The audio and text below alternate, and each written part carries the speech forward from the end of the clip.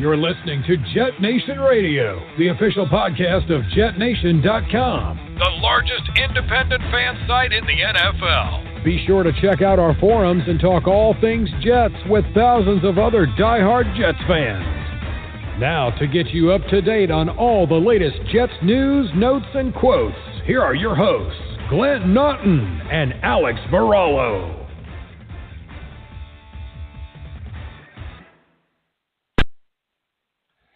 Good evening, Jets fans. I am Glenn Naughton. This is Jet Nation Radio. Thank you, as always, for tuning in. I am joined once again by my co-host, Alex Varallo. Alex, how we doing? Doing well. Hanging on by a thread, like this Jets team. Yeah. Only thing they're hanging on to by a thread is the number one pick. Jacksonville doesn't win another game, it's going to be down to the wire because, that Week 17 game against New England, who knows what the hell Bill Belichick will do to keep Trevor Lawrence out of the division. But I think Jacksonville wins another game, to be honest. They were close last week. They have the Bears this week. Like, the Bears are really bad. Like, the Bears won a few games early on when their defense was playing lights out.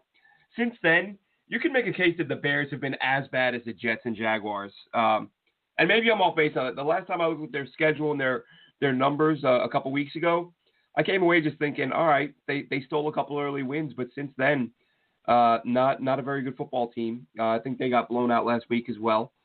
And so I think this might be Jacksonville's best shot at a win. They lost by just 2 last week, which is really a shame. But, it is what it is. The Jets keeping up their part of the bargain by refusing to win yet again. Not that they ever really had a chance. Jets blown out 20-3 by the Miami Dolphins. The Jets... what is it? I saw a number. It's like the lowest point total for a division rival since that great Baltimore Ravens defense. That basically the Jets played the Dolphins twice this year. They scored 3 points. The team that was smart enough to fire Adam Gase right before the Jets couldn't hire him fast enough has held the offensive genius to 3 points through 8 quarters. So he's averaging less than a half a point per quarter against the Miami Dolphins. Congratulations, Adam Gase. And speaking of Adam Gase, let's get right into it, Alex. Jets go out. They get blown out 20-3. We covered it last week on the show. I'd mentioned it a few weeks prior to that Adam Gase had too big of an ego to give up play calling. I wasn't buying it. As I said last week, shared the tweet with Gase calling the plays. Like it was like week 1 or 2 after he lied and said he had given up the play calling. The Jets beat caught on last week. They kind of mentioned it to him. He was evasive. He lied again, saying that he calls the third down plays, whatever it is. So the media, I guess, and credit to them, credit to Rich Cimini, who I think Adam Gase must dislike more than anybody on the beat right now. Rich Cimini says to Adam Gase after the game, who's calling the plays? Adam said, Dowell's calling the plays. And they said, but Adam, we were watching Dowell during the game. He wasn't saying anything. Cimini didn't say this part, but if you watch the game, you'll see Dowell Logans didn't have a play sheet in his hand. Dowell Logans, I think there were points where he didn't even have a headset on. Adam Gase said, no, Dowell calls the plays. So Cimini says, we watched him during the game, Adam. He wasn't speaking. While you guys were on offense, he was talking to Frank Pollock, the offensive line coach. To which Adam Gase says, hey, it's not that hard, Rich. It's not that hard. We talk about it before the series, and we discuss which 3 plays we're going to run. Which is funny to me because it's like you're acknowledging that before you even get the ball, you're only going to need 3 plays. Like, there's no need to discuss anything beyond that because you're going to be punting. Like, Dowell and I talk about which 3 plays we're going to run. At that point, Connor Hughes chimed in and said, like, what happens after the 3 plays, Adam? Like, you agree on 3 plays, which also means, by the way, there's no adjusting. Like, if we all know that in a 3-play series, the first play is going to be Frank Gore up the middle. So once you run Frank Gore up the middle and he gets stuffed, like, what if he loses 4 yards? And then you're on second down. And now second down, if we're deciphering this correctly, second down is the down that Dowell Logans gets to call. Because first down is predetermined. First down, Frank Gore up the middle. Maybe you change things up and you go Frank Gore to the left, whatever you do. But it's always going to be Frank Gore on first down. So that play is predetermined. Then you run second down, and then Gase, once he gets caught, says, actually, I call the third down plays. Okay, so it's Gore on first down. Dowell calls the second down play. You call the third down play, and then you punt. Like, that's the game plan. No need to adjust.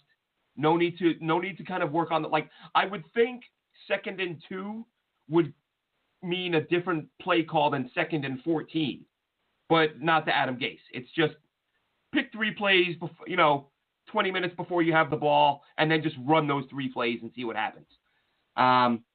So Gase got a little defensive, and then Connor Hughes chimed in and said, what happens after the 3 plays. And Adam Gase, again, was a little bit defensive, saying it's not that hard. But then, again, he was caught when Connor Hughes said, we saw Dowell talking to Frank Pollock and not calling plays, to which Adam Gase says, well, when was that? So now you're changing. Said Dowell is calling the plays. Okay, Adam, what about this point where he wasn't? Oh, when was that? Why should it matter? If he's calling the plays, he's calling the plays. And then this was the one unfortunate thing. Connor Hughes didn't have a specific time frame. Connor Hughes just said, it was some point in the second quarter. Like, it might have been the first 2 minutes. And Gase just go, that's when I take over. When we're down. When we're down at third down and 2-minute drill. So he calls the plays on third down. He calls the 2-minute drill, and he calls. First down is predetermined. So for the last 4 weeks, we're supposed to believe Dowell Logains has been given the responsibility of calling the offense on second down. Then Gase is obviously caught. He's obviously been lying. Logains has not been calling the plays. I said this 4 weeks ago. The media caught on 2 weeks ago. They banged on again about it this week. Gase finally acknowledges that it's not Logains calling the plays. He says yesterday it's a collaborative effort that he and Logains call the plays 50-50. And again, Logains still calling his plays without a play sheet or a headset. But it's 50-50 now. And the reason why, are you ready for this, folks? The reason why Adam Gase doesn't want anyone to know who's calling the plays, because he wants the competitive advantage of nobody knowing who's calling the plays for the Jets. This team scores 4 points a game, and this guy's like, we don't want anyone to know our secrets. We can't divulge that information. As I said, defensive coordinators, I'm sure, losing all kinds of sleep, calling back to all of their mentors, calling back to every coordinator they've ever worked with or for to say to them, listen, man, we have the Jets tomorrow, and I need to know who's calling that 4th and 1 run. I know it's Frank Gore up the middle, but I just don't know who's calling it. How do I prepare for this? I'm not ready for such a monumental task. The competitive advantage that Dowell Logains and Adam Gase maintain over the rest of the league. It's scary times for these coordinators trying to prepare for Adam Gase and Dowell Logains. Dowell No Gains. How about that? How about Dowell No Gains? I think I like that better. Anyway, that's what's going on at the Big Top at the moment. Adam Gase, the ringmaster, claims that it's a 50-50 split, and we're going to go to the phones real quick. We've got a caller on the line. Caller, 919 area code. What's your name? What do you got? Hi.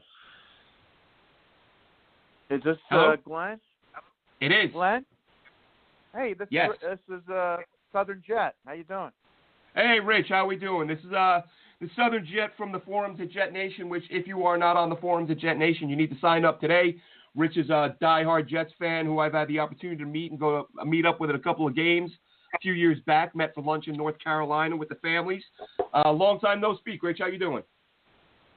I'm doing great, and I hope are you across the pond still? I am hunkered down here a couple hours outside of London.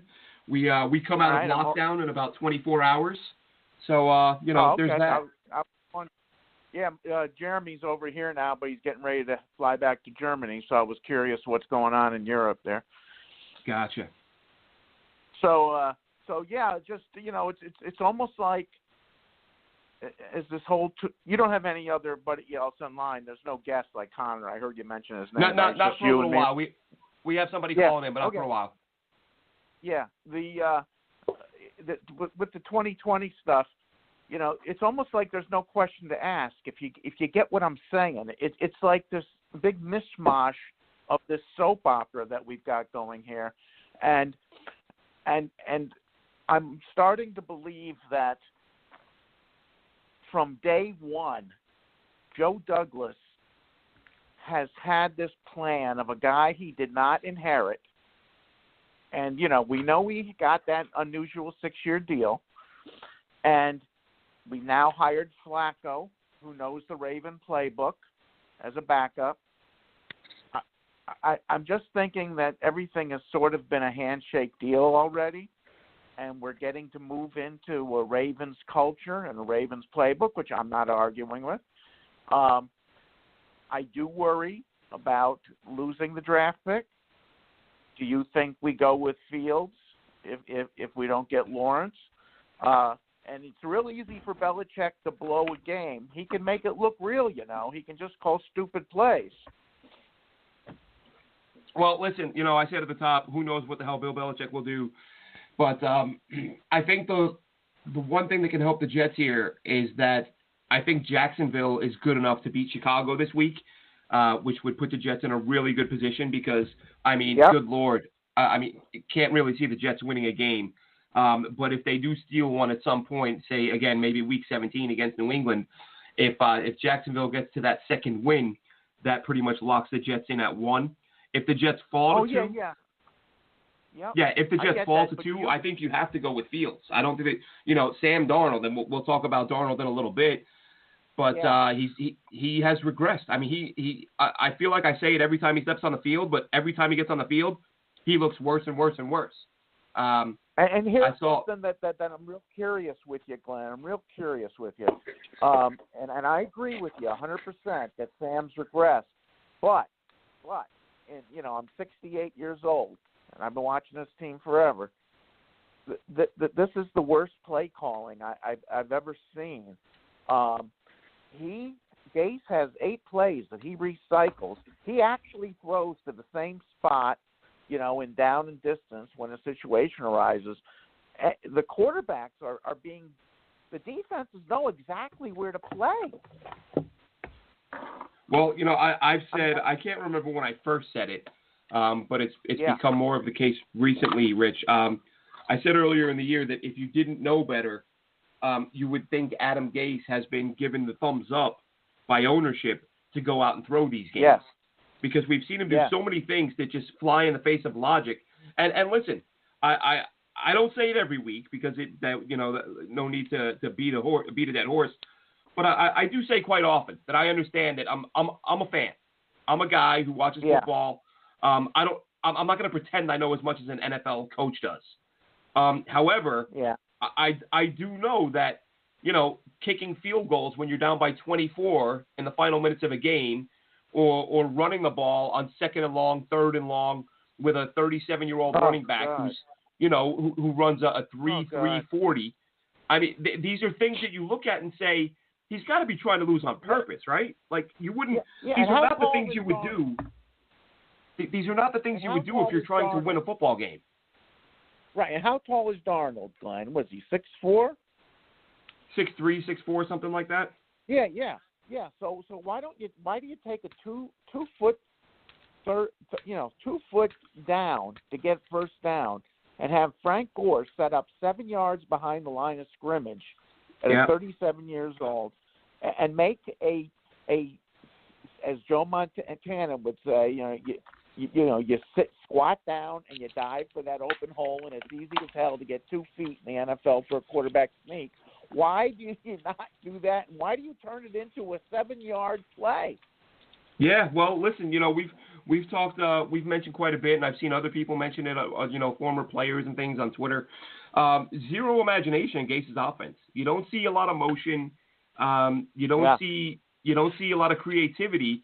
So again, if this is what he's bringing as an offensive genius, has he been told by ownership, Adam, don't worry about don't worry about winning games this year. Go out there, run a high school offense. Pick your favorite 12 plays, keep running those, and you'll be fine. I was worried about that early on, but I will say that my concerns have been eased in the last 48 hours. Even though there's this part of me that's been saying, what if are the Jets that dumb? Would they bring it back? Would they bring it back? That thought's been pestering me. But if you saw yesterday on Twitter, and I was going to mention this later, Alex, Adam Gase's number one ally in the New York media, his go-to guy, Brian Costello of the New York Post, started tweeting yesterday, after the game, is this enough? Is it time to move on from it? Should the Jets fire Adam Gase tonight? So Brian Costello, his closest ally, is all out. He retweeted a story from Mark Cannizzaro, I believe, today, saying, for the love of God, fire Adam Gase now. So do you remember the article I sent you in the beginning of the year about the one that was written the week before, right after Gase was hired, and he hadn't called a play yet, about how the writer was from Miami saying that I he's remember bad this. for Darnold. Yeah, he's bad for Darnold, and statistics in Miami showed that he virtually never threw beyond the sticks on third down. And we've seen it here. We've seen it a million times here. Absolutely. I mean, we're seeing 2-yard passes on 3rd and 8. It consistently. And going back to what you just said before I called in, I heard you say that about him calling the plays recently. There was that 1 week when Logan's, Joe Vitt, and Gase will be fired. Well, everybody will be fired, but those two names are triumphant. But my point is, Logan, when he called the plays for that first half, he did throw 3 yards beyond the sticks on 3rd down. He did throw 20-yard passes over the middle. And the defense on the other team was rattled because they were going, wait a minute. Yeah, and actually, I did mention that week on the show, and Alex, you may remember this, this was literally 2 or 3 minutes before we found out Gase claimed he'd given up play calling. I tweeted out, the Jets actually looked pretty good on their first series or two. And I tweeted out, hey, credit where it's due. Adam Gase's offense looks a lot different. Looks good today. And then it comes out that Logan's was calling the plays. So is it a thing? Is it a thing where Gase let him call the plays for a quarter or for a half, and then said, you know what, I'm not doing this. This is my team. I don't know. I mean, for whatever reason, the offense did look different for the first few series that Logan's had the plays. But then I believe it was the following week where, as I said, I believe that was the game when I saw Gase in the headset calling the plays, and I tweeted out and said, "Oh, what's going on here?" I thought Logan's was calling the plays. So they did look different for about 10 minutes, but that won't be enough. Well, what happened was Gase's psychological makeup, as we're finding out. I don't think he liked the fact that they were looking good and being creative. And then Sam, unfortunately, if you remember, threw that dumb interception right before the half. And I think Gase used that as a reason to take – because he was calling plays in the second half. They showed a few shots with him talking into a headset. Yeah, exactly. And that's, it's something we noticed, and the media's onto it now. Gase has now changed the story. And, listen, the way I look at it, Rich, is we got 33 more days of Adam Gase. We move on. The new head coaching, the search for a new head coach has probably started already internally. We know the Jets. I think it's done. Well, I don't think so. I think they handshake with Roman. No, I don't. I think they want somebody, especially with what that offense. That's going to be a hard sell to Jets fans. You've got the league MVP. In Baltimore right now, Lamar Jackson, who has been absolutely terrible this season, and Jets fans are going to want, and rightfully so, as far as I'm concerned, somebody who has been a head coach, someone who has run a successful offense, and someone who has shown they can develop and continue to develop a young quarterback. Well, that's why my top. What's that? Yeah, go on. No, that's why right now, and I'm looking around at other guys, but I hope the Jets realize that they dropped the ball during the Gase interview process, and they should have hired Todd Monken, because Monken has been a head coach.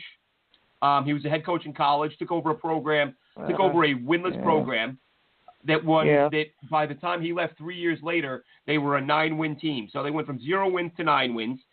He was in Tampa Bay when Jameis Winston, you look at Jameis Winston statistically, all 3 years he played under Todd Monken, he improved statistically in every single category. And now he's in Georgia, where I've been following him because I want to see how he does there. And pretty much universally across the board, everybody says this guy is drawing up game plans that should be, they should be lighting up the scoreboard every week, but he's got a terrible quarterback. But he's got guys running wide open all over the place. So you've got a guy who's proven he can turn a program around. He's proven he can be a head coach. He's proven he can call plays. He's proven he can develop a quarterback. And he's proven he can do it at the NFL level. All things that those need to be the Jets' priorities. I don't want another coordinator who's never been in charge of anything. Don't give me Eric Bieniemy, who's a part-time play caller in Kansas City. I keep hearing that Eric Bieniemy calls the plays in Kansas City, and I can't tell you the number of times I turn on a Chiefs game and I'm looking for Eric Bieniemy, and I'm not saying he's not doing a good job of whatever he's asked to do, but he's over at the bench talking to the players while Andy Reid is calling plays. So if we hire Andy Reid, this would be like saying like saying Dow Logans calls plays for the Jets, as far as I'm concerned. That's right. I want a head coach. I want a guy with head coaching experience, a guy who turned a program around, a guy who has had success in the NFL as a coordinator, and a guy who's developed a young quarterback. Todd Monken fits all those. You don't want a proven coordinator if he hasn't been a head coach. Right. I want someone who has turned a program around, who took over a bad situation and made it better. Well, you're really limiting your choices. But if we can't get that and we have to get a coordinator, we could do worse than Roman. Yeah, I mean, I'm not going to lie and say I've watched a ton of Baltimore this year, but I know that I know Lamar Jackson was the MVP last year, and this year Baltimore's having a hard time scoring points. This year is a write-off. They lost all their running backs, the COVID stuff. They've had offensive line injuries. This year is a wash. Come on. Well, listen. Outside of the Jets, every scoreboard I look at, somebody's scoring 4. As of a few weeks ago, I'm sure it hasn't changed. As of a few weeks ago, the NFL had scored more points this season than at any point in the NFL history. So this is like the 1 year to not be able to not score points. And as I look at the scoreboard right now, Pittsburgh is leading Baltimore 19-7 with 5 minutes to go in the fourth quarter. So the Ravens have scored 7 points today. Again, I mean, listen, it's one of those things. I know. I don't want to fall in that trap of anyone but Gase, because that's what I said about Bowles. I was like, I don't care who you hire, just get Bowles out of here. And then Bowles got out of there. And then I said, I want Matt Rule, or I want Cliff Kingsbury, or I want Todd Monken. Rule went somewhere else because the Jets are idiots. Kingsbury wouldn't even come in for the interview, and they didn't hire Monken because Peyton Manning said that Adam Gase makes a mean cup of coffee. So, that was really weird. Set your standards high. Offensive coordinator for Peyton Manning, who was the last guy who called his own plays, means you're getting us coffee. Exactly. Yeah, exactly. All right, Rich, I got to let you go. We got to get back on track here. Thanks so much for calling in. To your family. Take care. All right, same to you, Rich. Take care. All right, so as I mentioned, Rich is from the forums of Jet Nation. If you're not on the forums, get on the forums. So, Alex, you've been silenced for a while. My apologies. I went on a little bit of a rant there before Rich called in. So, what are your thoughts on the Adam Gase fiasco? The Dowell's calling plays. No, I'm calling plays sometimes. No, we're both calling plays. And either way, they're scoring 3 points a game. Yeah. Thanks for Rich for calling in. Always love to hear from our fans from Jet Nation Forum. Like you said, great place to just keep the conversation rolling all year round. But as far as the mystery, as we know, has been solved, no big shocker to us here. We've always known that Gase has still been involved in some sort of manner. Maybe perhaps Loggins was coordinating the scripted plays for certain first and second down, things like that, and and Gase has final say on things like that, like he's alluded to. You know, the old saying, you know, slipping on the banana peel. Cimini got Gase, you know, slipping and sliding there and caught him in a lie. Never really looks good. But we also know that, you know, this whole league is predicated on, you know, stretching the truth and saying one thing and doing others to try, like you said, getting a competitive edge against people. I don't know what he's talking about when you look at an 0-11 team. You know, if you really want to throw people off, you know, tell us Greg Williams is going to be calling the plays or something. That'll probably, you know, get a bunch of headlines and eyebrows raised. But, yeah, it's rather foolish. I don't see the purpose in trying to be dishonest at this point in time. It's really hard to believe anything that comes from anyone as far as the coaches, the front office. As far as I'm all concerned, all these guys just haven't a clue at this point in time. Well, I don't care if you say if you're the hardest practice team in the league, it's not equaling out on Sundays. Yeah, and Alex, I think I have an answer as to why Adam Gase lied, and to me it makes perfect sense. He's got the worst offense in the NFL yet again. He's supposed to be an offensive genius, and he'd been taking a lot of fire, and a lot of people started asking, "Are you going to give up play calling? Are you going to give up play calling?" And Adam Gase probably said, "You know what? Let me just throw Dowell under the bus. I'll tell everybody he's calling the plays. There's no way I'm giving up play calling because I'm a friggin' genius, whether they know it or not. And I don't want to answer any more questions about when am I going to give up the play calling. So I'm just going to tell them I gave it up now." And really, the media call. It's weird that they caught him 2 weeks ago, and then he didn't have the sense to say, you know, "Hey, Dowell, make sure you're wearing a headset and mumbling from time to time so it looks like you're calling plays." Gase didn't anticipate that the press box, you know, there might be a couple guys up there with binoculars who take a look down and say, you know, "We watched Dowell for 15 minutes. He didn't say a word while you were on offense." You know, then it's like, oh, damn. Like, they had him. He had no choice but to say, "Yeah, I've been calling plays." But even then he lies. "Well, I've been calling third down and 2-minute drill." He's been calling the plays. He lied because he was getting pressured to stop calling plays because they were the worst plays in the NFL, or getting the worst results in the NFL, we should say. But what hasn't helped... No, go ahead, Glenn, and then I'll ask you a question. No, go ahead, because I was going to move on to how bad Sam Darnold has been. What were you going to say, Alex? Yeah, and that's a touchy subject. We know. Hey, I'm ready listen. for that talk. Yeah, but, I'm fine with it. My question to you is, how do we take that as the fans, you know, having to, you know, swallow this garbage every week and being told one thing, and then it almost is like they have no spine to where they start reacting to what the fans are saying or asking for. For weeks, people were asking for Gase to be demoted, or, you know, for him not to call the plays or come up with better scripts and schemes and things like that. So they almost give in from an optics look and say, okay, we're going to give in to the fan base and we're going to make Loggins the guy that calls the plays. When clearly we're watching the games and we see Gase is involved heavily with the decision-making, it's almost an insult. You know, I took it as an insult that you'd think that we were dumb enough to actually think that you made a switch. Now, like you said, perhaps he was just more involved in, you know, the scripted stuff, because we did see, like Rich had said, we were seeing the ball going down the field rather than laterally, you know, on wide receiver screens or 2-yard passes where the wide receiver has to make something happen. You know, we could definitely see that we were working within the same offensive playbook, but it was different with the cadence, and it was different with situations, it seemed as with. So, you know, it's really, really a head-scratcher on how we were looking at a vertical-style offense with Joe Flacco, which seemed really effective for whatever this offensive scheme is that Gase is trying to implement. And then we go to Darnold, who's more of the intermediate, short, you know, I'll run and scoot and try to make some magic happen kind of style.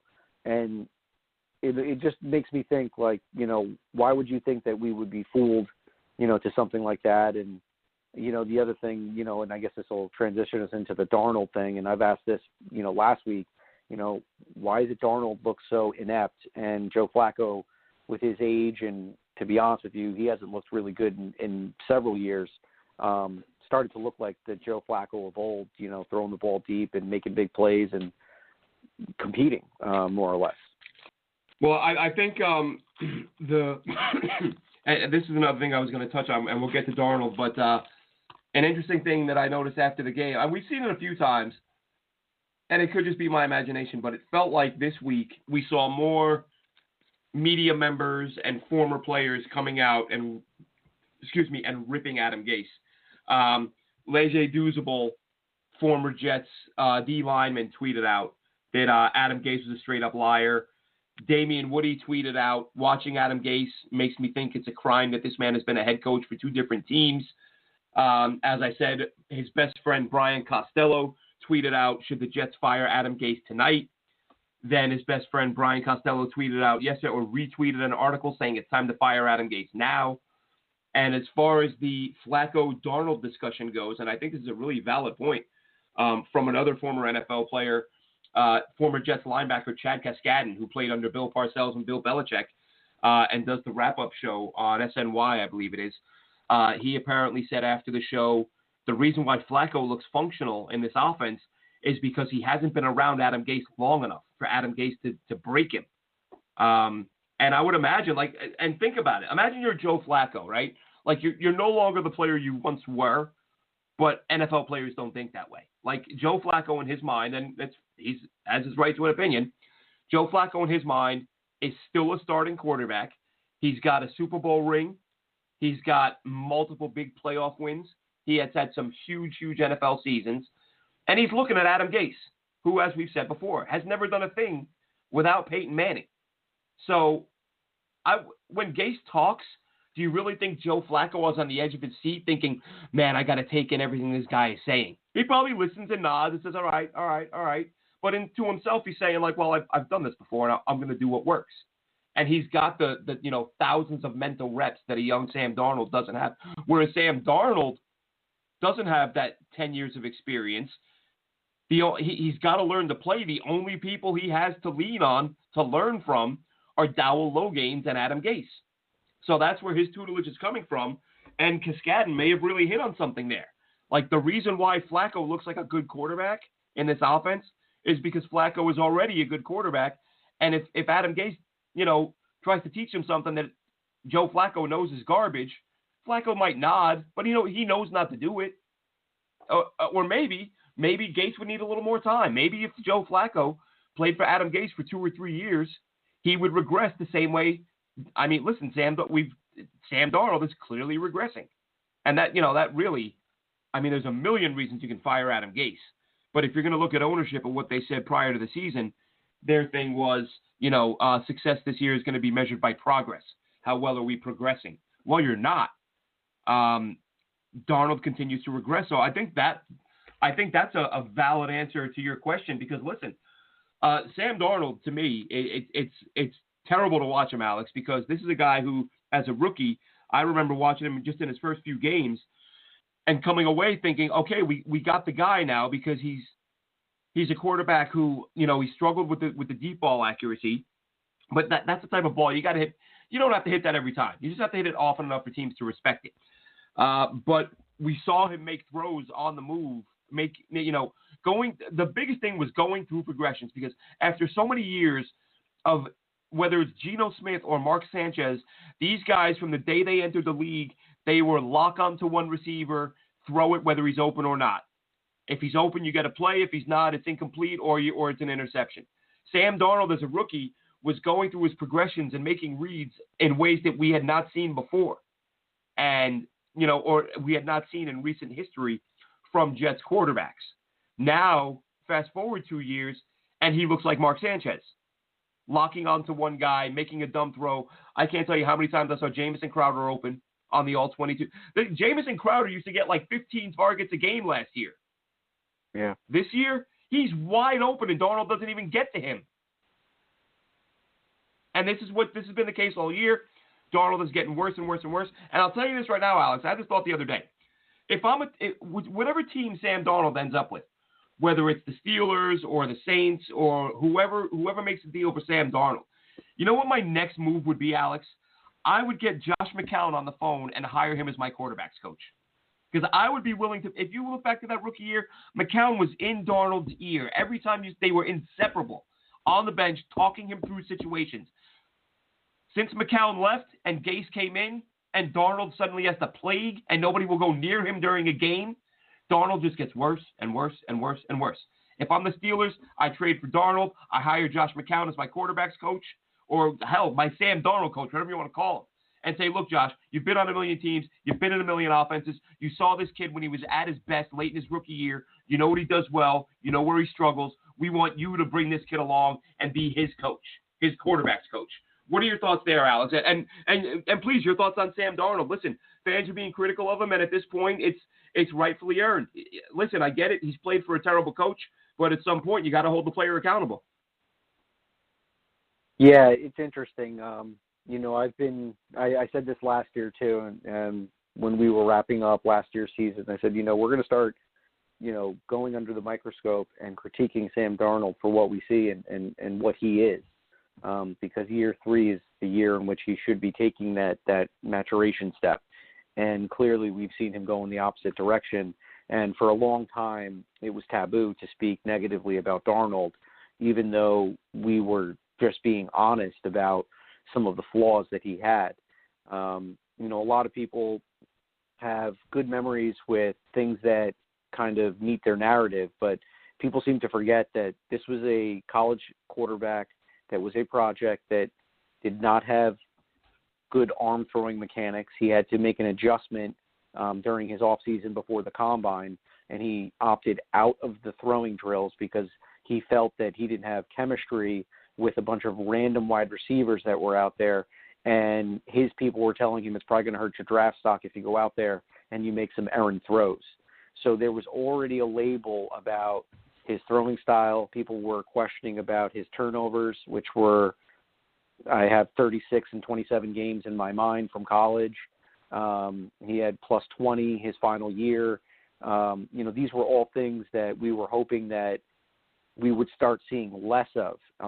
Now, from his rookie to his sophomore year, he did increase his yards, his touchdowns, and decreased his interception ratio.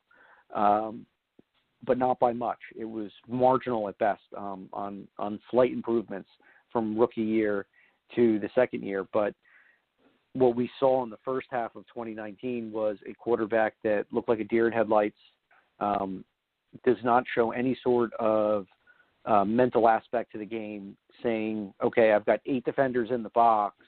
We're about to run the ball up the middle for no gain or a possible loss, but I have one-on-one opportunities with my receivers on the outside. Let me test this defensive coordinator and show him that, I'm someone to be reasoned with, and that if you continue to stack the box on me, I'm going to take my shots down the field, kind of like what we saw in the experienced Joe Flacco, and say, hey, look, I'd rather take a 50-50 shot of throwing the ball down the field to one of my speedsters than run this garbage play that either Gase or Dowell came up with. And we've seen Flacco make some audibles at the line when he was there. So a lot of things that, I've seen that he hasn't been able to show that he's capable of doing.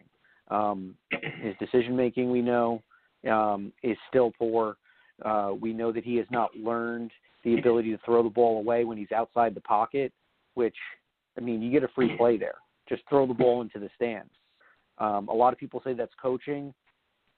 It's not like Sam Darnold hasn't been told before that when you're outside the pocket, if there's nothing there, just live to play another day and throw the ball away. We've seen him take sacks outside the pocket this year when he has the opportunity to throw it away. So is he tone deaf? Is he just not processing these things when he's going into the game on Sunday because he's, overly nervous and trying to make every single play a touchdown? I watch a lot of quarterbacks out there that don't have really, really strong arms. And, I think of Alex Smith and Drew Brees and Tom Brady. How have these guys got it done? They look at the defense. They diagnose what's in front of them. If they need to make an adjustment, they will do so to keep the chains moving or to keep the offensive rolling. They're willing to pick apart the defense and take what is given to you just to keep the offense on the field. And it really seems like Darnold mentality of where he's going to force the issue when he's out there and make it work and make something happen when there's nothing there for him. It's really, really bizarre.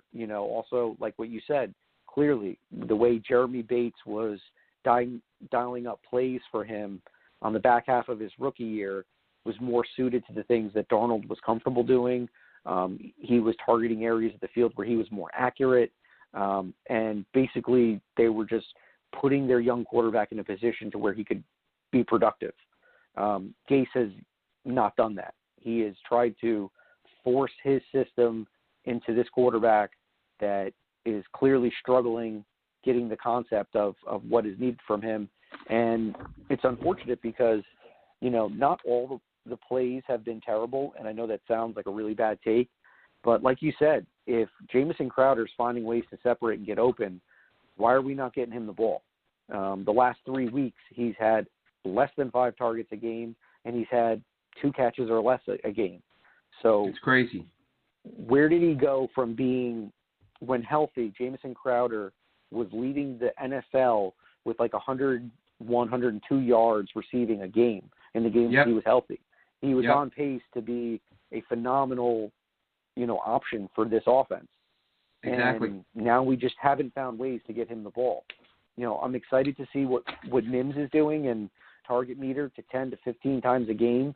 Let's force teams to have to hang a safety or double cover Denzel Mims, because if we make the defense starting to adjust the things that we're doing, other things are going to open up for other players. But like you said, and like what Rich said, we are taking like 8 to 10 plays and rinse and repeat on multiple drives. We are being completely predictable, and there is just no rhyme or reason to it. I watch a lot of football games, and see these like really, really interesting, plays being drawn up with pre-snap motion and, kind of finding ways to get the ball to your skill players. So it's just really, really just bizarre how we are looking like a team in the year that you have mentioned. And I'll finish up here because we got a caller on the line. In a year where the offense is just clicking and there's basically no defense out there, all 31 teams out there, are just letting up a lot of point scoring this year. So it's interesting how everybody else is finding ways to be productive and get points on the board. And, we're still force feeding the same, trash plays. And that's the definition of insanity. You do the same thing over and over again and you're expecting a different result. And maybe that's why we've all been acting so crazy in this 2020 season. But like you said, Glenn, we got a caller on the line, so let's see what we got. All right, caller on the line calling in from 732. Caller, what's your name? What do you got? My name is Aiden Fredericks, and I just wanted to tell you guys that I absolutely love your podcast. It was the first one that I ever was introduced to. And Glenn, Alex, and Dylan, I love all your takes, and I really appreciate it. And so I heard you guys are talking about Sam, and I just want to say I keep seeing that Sam is worth a 2 and a 5. And truthfully, I definitely think he's worth a first. And I think Douglas is going to want a first or more. What do you guys think that we'll actually get for Darnold? I think right now, the way he's playing, you're going to struggle to get anything more than a 3.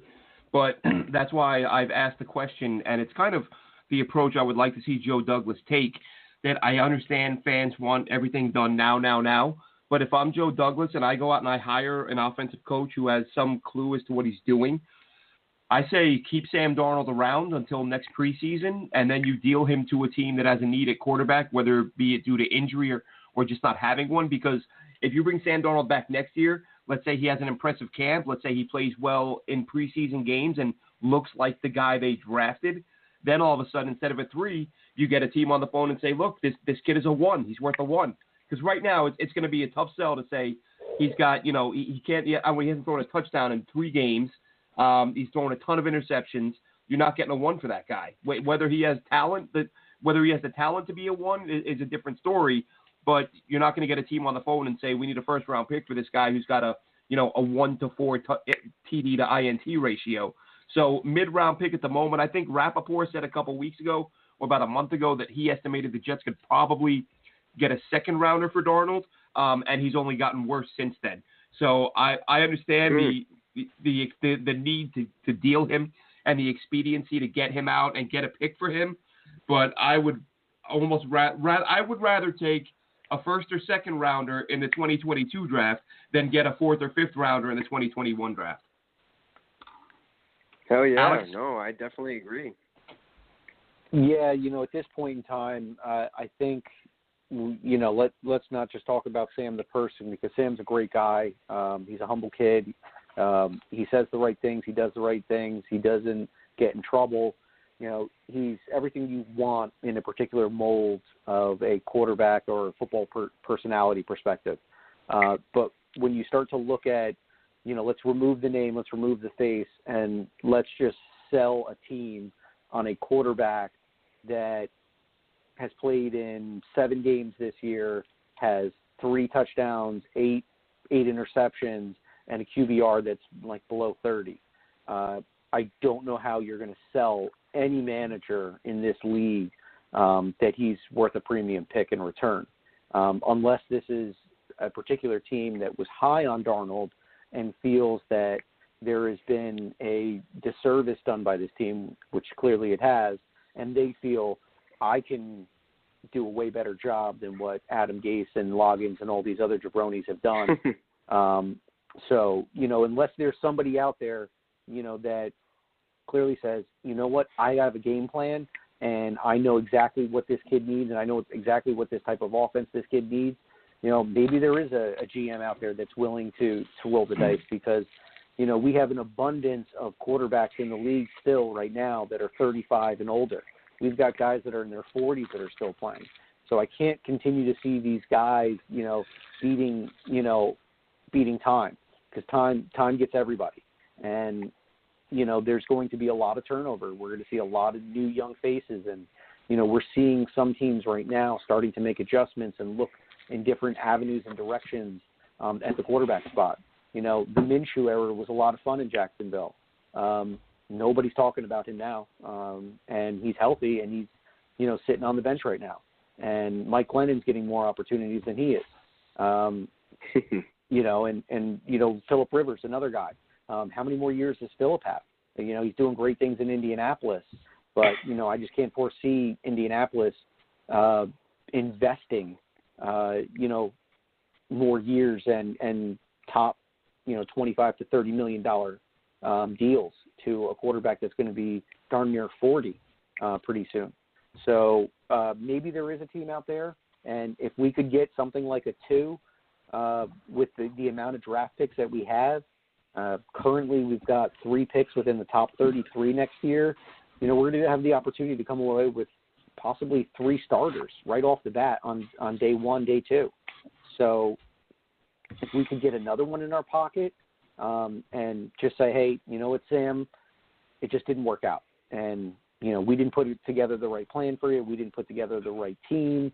We didn't have the right scheme for you.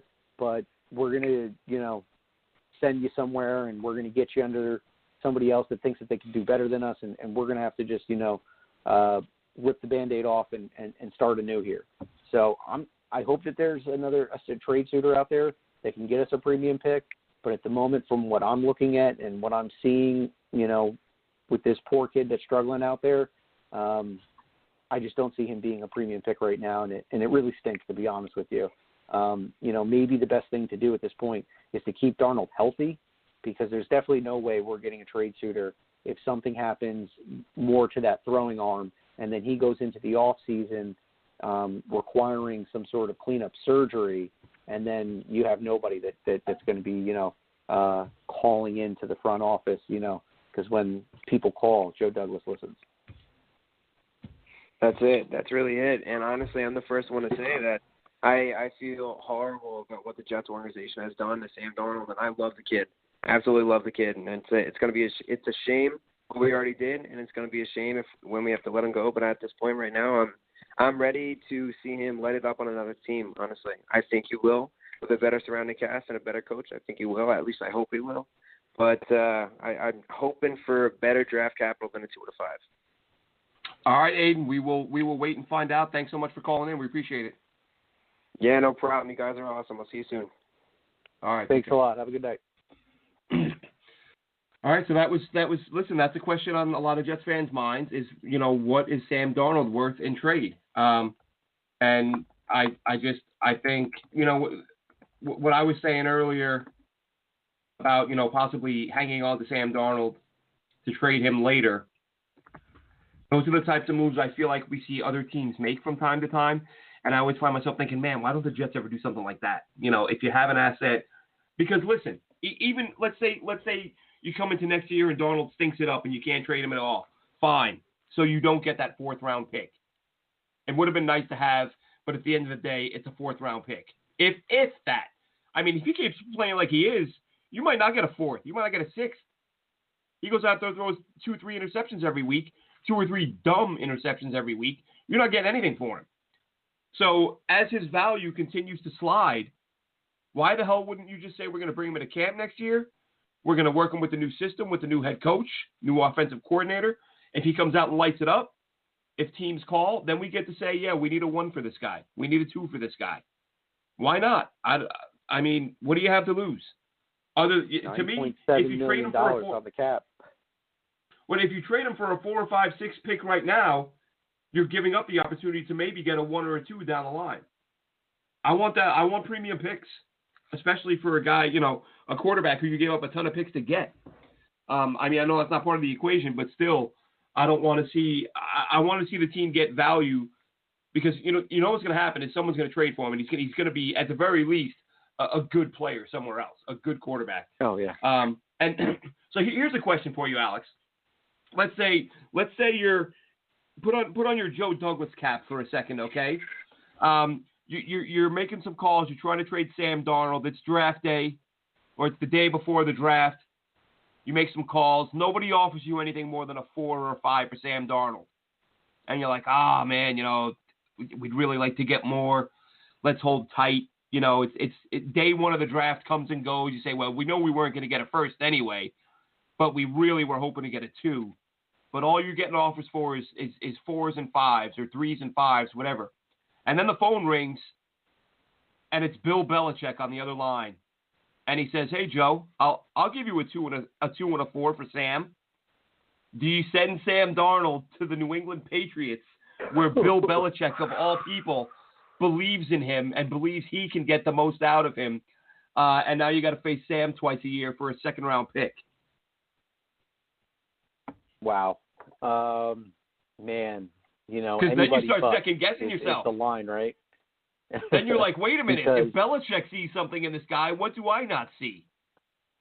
Right. And then, to put the icing on the cake, the Patriots pay the mega deal to Jamal Adams. So we have to deal with Jamal Adams. They're not doing quarterback hunting.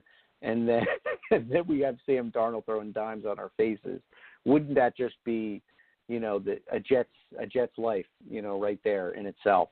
But, 2 and a 4. I'm thinking that if you're probably gonna have to pair Sam with a future pick that's between the 3 and the 4th round for 2021 or 2022 or 2022 rather, I suppose, to maybe get a 2021 2nd round pick. That's how I would kind of figure it. But to answer your question, would I take a 2 and a 4 on day 2 of the draft? And let's just say hypothetical, we end up with Trevor Lawrence, and then that back end pick ends up being a staple player, whether it's a lockdown corner or an offensive lineman that you can plug and play. Would I want an extra 2 and an extra 4 going into 2021's draft with a new young quarterback? I think I would do it. I think I would. I think I would hate the fact that it's probably going to work out for Sam, and it would be against a rival, and it would be Bill Belichick just with that smirk. Look what I did. I took something that you guys couldn't figure out, and I turned it into something awesome. That would definitely be, it would sting, getting lemon juice in the eye on that one. But I think where we're at, we don't have a foundation to this team. We don't have an identity to this team.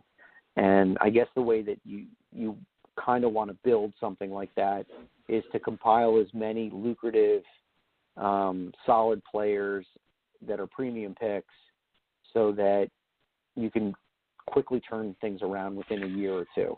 I guess that would be the Joe Douglas way of trying to get this organization back on track. So I think I might take a 2 and a 4. I would hate the fact that it would be Bill Belichick because he would probably figure out a way to get the best out of Sam Darnold.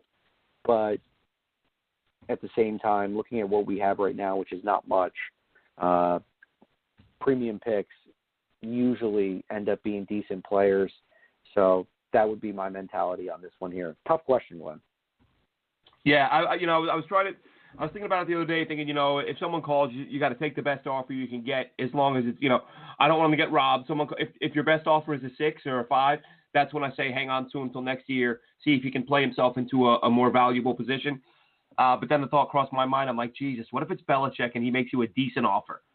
You have to. I guess my main question is, does it make you question your own ability to scout talent if you're trying to get rid of a guy that Bill Belichick wants, right? Like, even though, we say what we want about Belichick, that the Patriots aren't doing much this year without Tom Brady.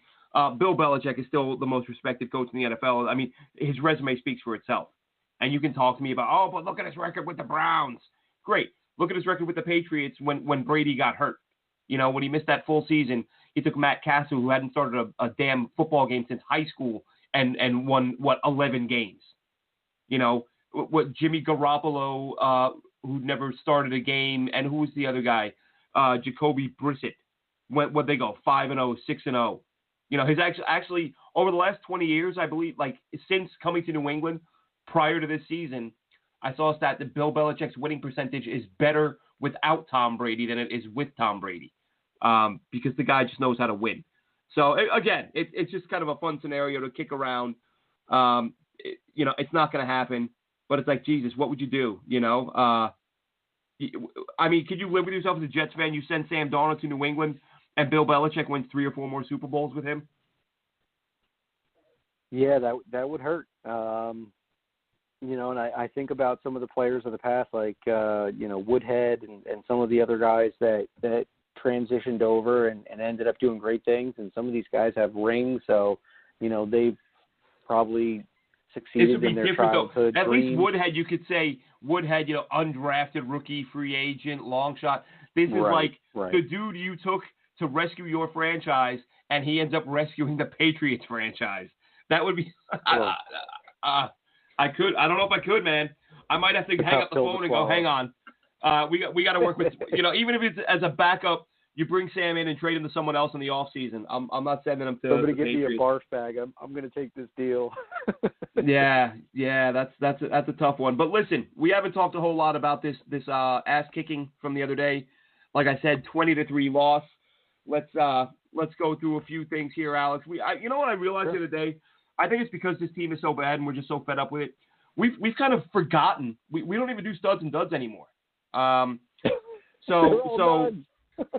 Well, the thing is, the problem is the studs would be the same every week. Becton, Quinn Williams, and some random guy who had a good game. You know what I mean? Or Braden Mann.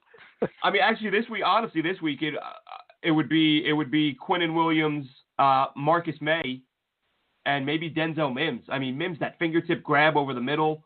That guy has looked phenomenal. He's going to be special.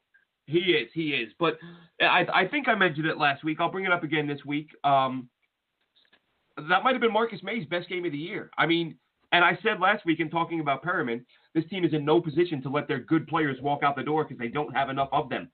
Do you try to retain Marcus May at this point after the way he's played this season?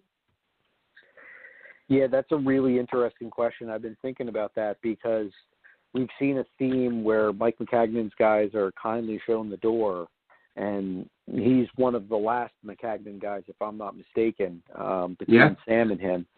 So, you know, one of the things that Joe Douglas did last year is he flirted with the, you know, trading particular players for certain commodities, and then he tried to, you know, save face and make extension deals. And, you know, even after the whole Robbie Anderson trade fiasco last year, and he did the Wolf of Wall Street, I'm not effing leaving, and all this good stuff, apparently it left a poor taste in his mouth, and he had a few offers at the back end of the 2019 season, and he wasn't taking it because he wanted, you know, like he said in his one of his season-ending interviews, you know, it would kind of be stupid of me to just take the first deal that's offered to me and not go test the market and see what my true value is, because he basically was saying, I don't think the Jets value me very much. And, you know, clearly the way negotiations went, and hearing Joe Douglas being remorseful about it, he probably, you know, wakes up in the middle of the night saying, damn it, you know, I should have locked up that deal. If I only coughed up a couple more $1 million, we would have had Sam at least with a wide receiver that he's got the most chemistry with. So, you know, is Joe Douglas going to repeat the same mistakes of the past by letting a good, solid foundation piece in Marcus May go into free agency? Because right now, Marcus May, knock on wood, has been healthy for like the last 2 years, and that was a big knock on him, was his health and his eligibility. So he's pretty much overcome that at this point. He's played stand-up this year. You know, they tried to put him in the Jamal Adams role earlier in the season. Looked good week one, not so much, you know, the few games after that. But now Greg Williams has said, all right, I can't mess around anymore. I've got UDFAs and rookie corners on the outside covering solid wide receivers. I got to put my best center fielder back there in Marcus May to do what he does best. And right. Like you said, last week was one of Marcus May's probably best games. And he's just a guy that he knows where to tell his other defensive backs to be. So he's calling the defense as far as the secondary is concerned. Having a guy out there that, you know, is doing captain-like things and basically, you know, coaching on the fly with these young, inexperienced guys out there and saying, okay, this is your job, you got to line up here, okay, ready, let's go. And to remove somebody like that and then try to bring somebody in new next year might be detrimental. So Joe Douglas is a wise man, and I think he is. I would think that he would want to retain Marcus May, get him an extended, you know, I'm not talking $15 million per or anything crazy like that, but I think that Marcus May is the type of player that would not mind retiring as a Jet, and I think that they should prioritize that in the offseason. Yeah, I think you nailed it. You got to try to keep the guy around. There's and he really was phenomenal the other day. You know who else was really good? I mentioned Quinn Williams. Quinn Williams had a sack and a half. PFF had him down for 7 more pressures after having him down for 7 pressures the week before. I mean, that's a big number for an interior defensive lineman.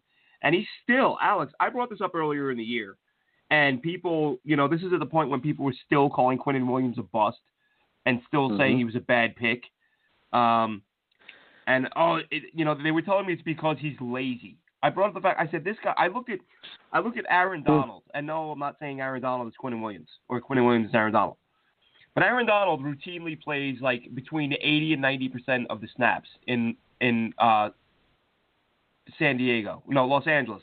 I noticed I said San Diego a million times, and now I'm messing up the Rams and the Chargers.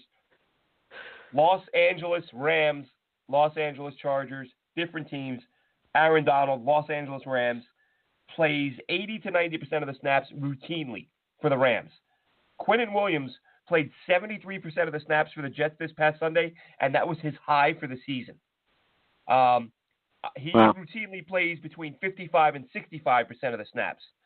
And that in total number of snaps, I took a look the other day. Aaron, and I could, this is give or take. This isn't to the snap. I might be off by a dozen or so.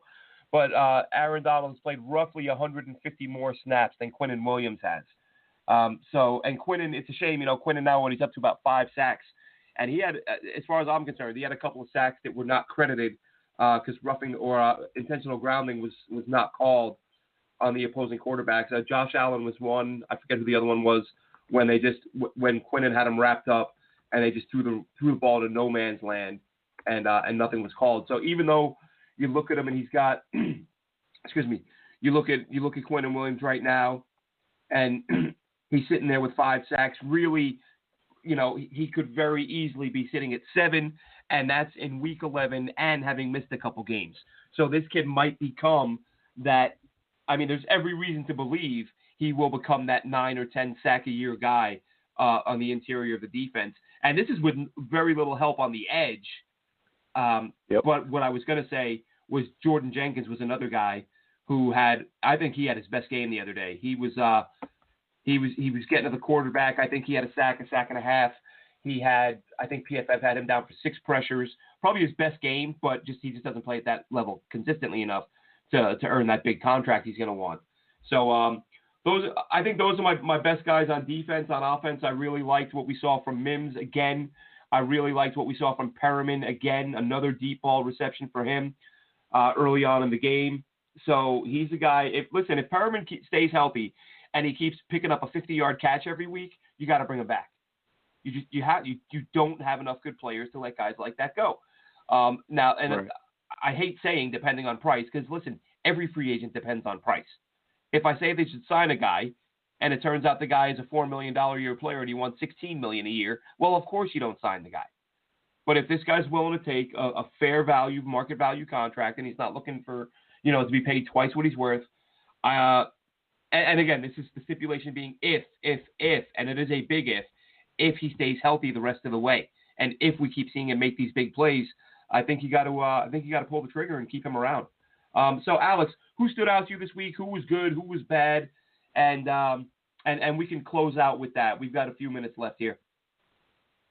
Yeah, I think what was interesting, something that we haven't seen was a little bit of a run game by a 37-year-old running back. I mean, just imagine if we had somebody, no disrespect to Frank Gore because he's a Hall of Famer, absolutely. And he's the model type of player you want in your locker room, being the one that, he may not be a big talker. He may not be, the loudest guy in the locker room, but he just sets a precedent of how to be professional and go about the game and all things like that. But I was very impressed by, Gore, I think he had like a 16-yard scamper. He had a 17-yard scamper, and I'm just thinking, I think he had timing. He had one drive where he had a 14 and a 15-yarder, but I think that was it for the day in terms of anything over sort of 5-6 yards. Right. And it was just interesting just to see, unfortunate that, LaMichael Pirine gets this ankle sprain and finds himself on the short-term IR because I kind of felt like this would have probably been our best chance to have a 100-yard rusher in a game if we had somebody with a little bit of a spark. Not for nothing for Frank, but, you could see he's clapping his heels and falling down once he gets through to the second level, and guys are swiping at his ankles, and he's going down, and that's what you expect when you have a 37-year-old running back.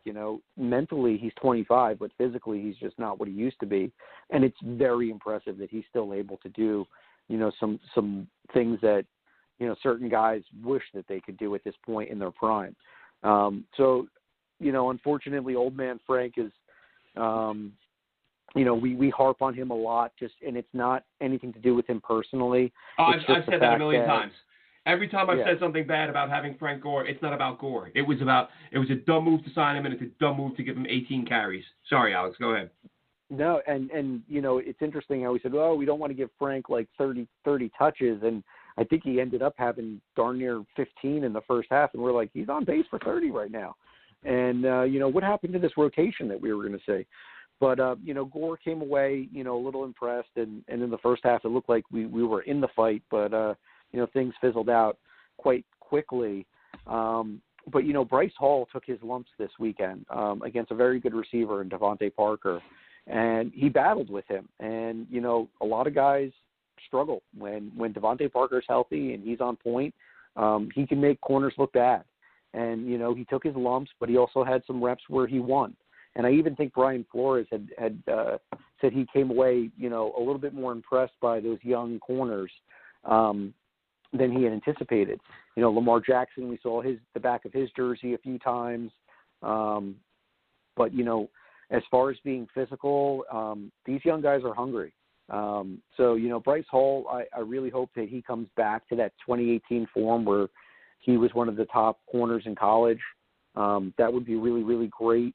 Harvey Lange is just one of those guys that is just getting an opportunity to get some reps, and he's playing like a man possessed. So I'm happy for him. I don't know if he still has a future, with this team after this year, but he's playing well enough to where he's got to be picked up next year. And hopefully he gets another opportunity to crack somebody else's starting lineup. Offensively, I'd have to say I came away a little impressed with GVR. Greg Van Roten continues to play well on the interior side. We still have some issues on the offensive line here. But, as far as what we were talking about earlier in the year is it a lateral move from Brian Winters to Greg Van Roten? In the first month of football, it looked like it was more or less the same. But I think now when we look at his play and we see, a few things that these guys have done, they're doing, a lot better things. And, obviously having depth players like Pat Eflin and Josh Andrews and Connor McDermott, a lot of room to be desired with those individuals, but that's not their fault. That's the roster that this team put together. But yeah, there's a few guys out there that I don't think have enough recognition. So we'll shine the limelight on them for a little bit this week. And, a lot of the guys that you had already mentioned, like Mims and Perriman and all those guys, we just got to figure out more ways to get them the ball. So we have more studs than duds. Yeah, well, that's be a long way till this team has. The Raiders. Do the Raiders give us our play spoiler? And I don't know, man. I think the fact that the Raiders were having themselves a nice season, almost beat the Chiefs, and then they come back off that sort of emotional letdown of Mahomes coming back in the final minute, get their doors blown off by the Falcons 43-6. I think, John, this is like when teams bounce back. Like when you're better than the team that you're playing and you're coming off a blowout, that's normally when you dial in, you focus in, and you come out and you win a game. They have the long trip, which could hurt, but I don't see the Jets having enough talent to be able to beat the Raiders. So we'll see. Again, that's not uncommon. How many times do we see a team come out and play an opponent much tougher than anyone expects, and it's almost like they empty the tank against that team, and they come out and get their heads handed to them on the platter the following week. That's what happened to the Raiders against the Falcons, and I think next week the Raiders will be back to, sort of get back up to that baseline level of play. They peaked against the Chiefs. They had that letdown. They hit a deep valley, came out flat and got killed by the Falcons, and now I think they're going to bump back up to a sort of, their norm, and we'll see them beat the Jets on Sunday. So we will find out in time. That'll do it for us tonight. Alex, thank you so much for tuning in, and that'll be what we're on our way to 0-12, or so we expect, and we will be back next week to talk about just that. So have a great week, Jets fans. What was that, Alex? 5 more weeks, 5 more games. We can get through this. 33 more days of Adam Gase. 33, and that's assuming he is fired the day after the season. What I think the Jets need to do is at about as soon as the fourth quarter starts, call Adam Gase an Uber and have it waiting outside the stadium, and don't even let him back in the building. Just escort him out the tunnel, through the tunnel, out the entrance, and into his Uber, and they can drive him off to wherever it is he lives. Red that'll do it for us, Jets fans. Flower petals like Coming to America. We'll give him a big finale as he walks out the door. Yeah, whatever it takes to get that guy out the door. We will catch you next week. Have a good one, Jets fans. Thanks for listening. Be sure to follow us on Twitter at Jet Nation Radio. Glenn is at AceFan23 and Alex is at NYJetsLife24. Until next time, go Jets!